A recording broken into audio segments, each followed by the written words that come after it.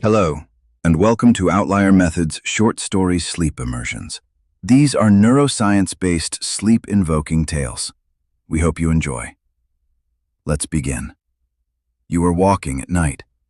Not running, not searching, just walking.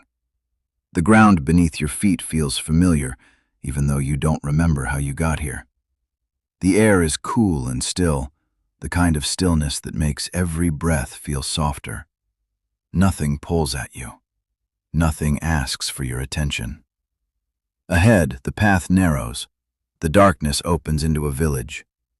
It doesn't appear all at once.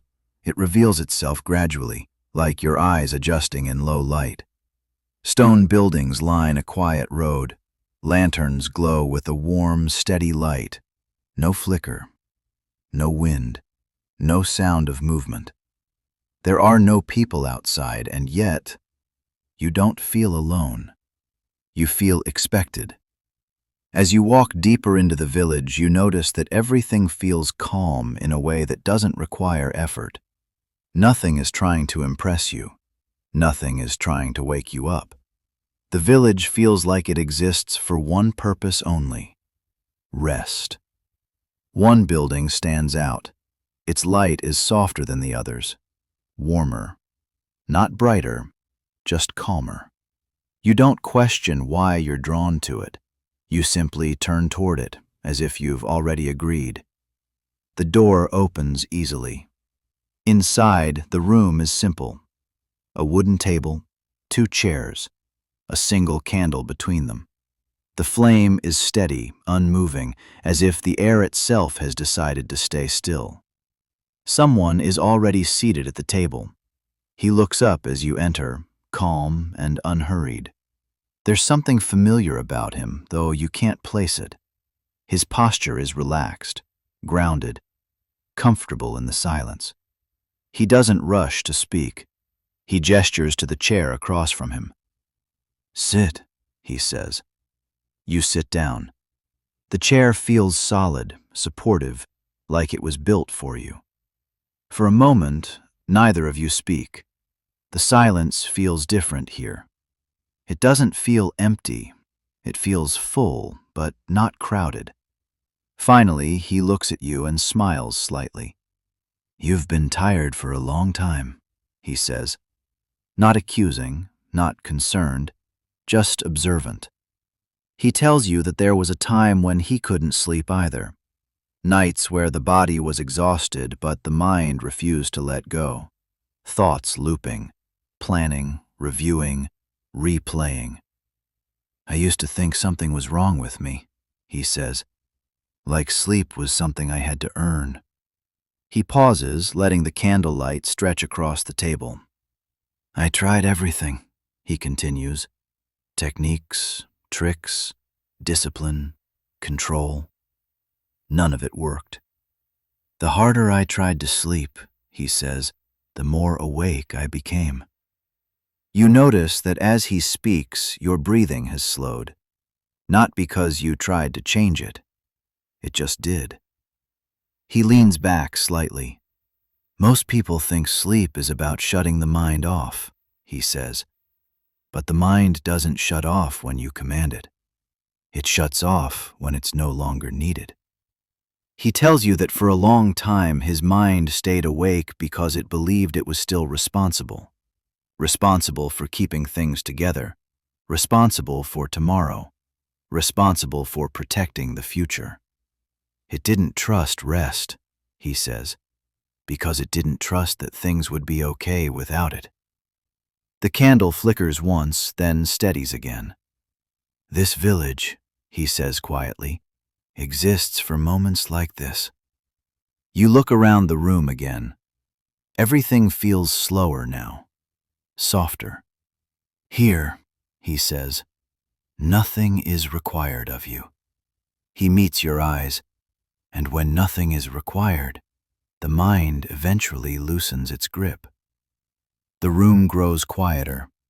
The village outside feels farther away, like it's gently receding. "There's something I want to show you," he says, "but not yet." The candlelight dims slightly. "First," he says. You need to remember what it feels like to stop trying. The room holds you in silence, and without realizing it, you let go a little more. You are still sitting at the table. The candle burns lower now, its light softer, less defined. The room feels warmer, safer, like time has slowed down just for you. The man across from you hasn't moved. You don't notice it at first, he says, but rest changes you. He tells you that when he finally learned how to sleep, it wasn't just his nights that changed. His days became clearer. His body recovered faster. His mind grew quieter, sharper, more patient. Sleep, he says, is how the body repairs time. He looks at you carefully now. And time, he says, is the only thing we never get back. You notice something then.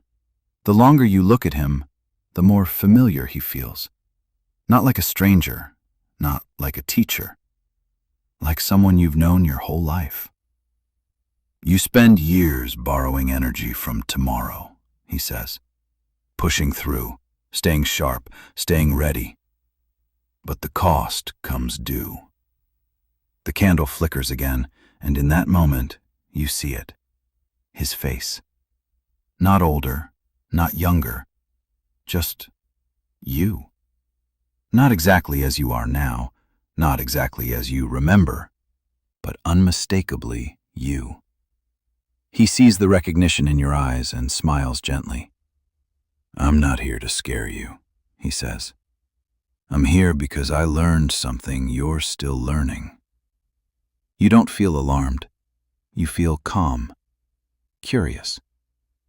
I came back, he says, because I needed you to understand this early.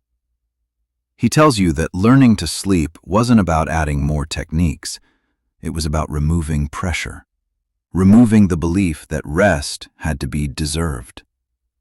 When I finally let sleep happen, he says, my life got longer.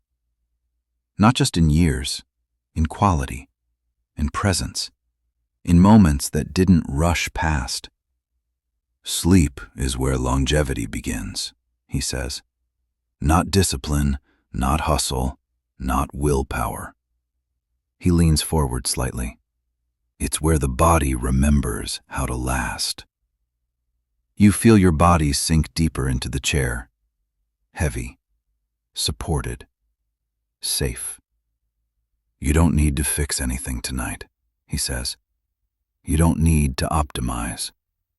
Your only job, he says, is to stop carrying the future into bed with you.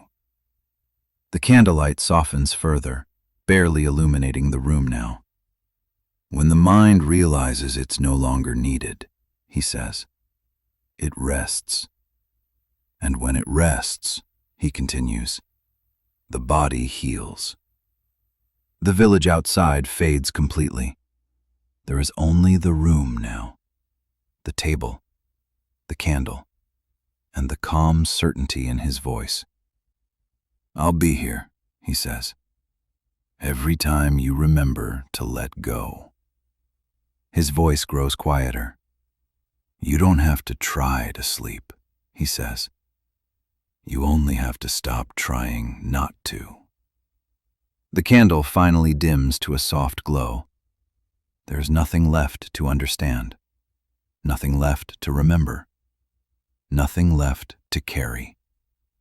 You feel yourself drifting, not away, but inward, toward rest, toward time restored, toward the version of you who learned how to last.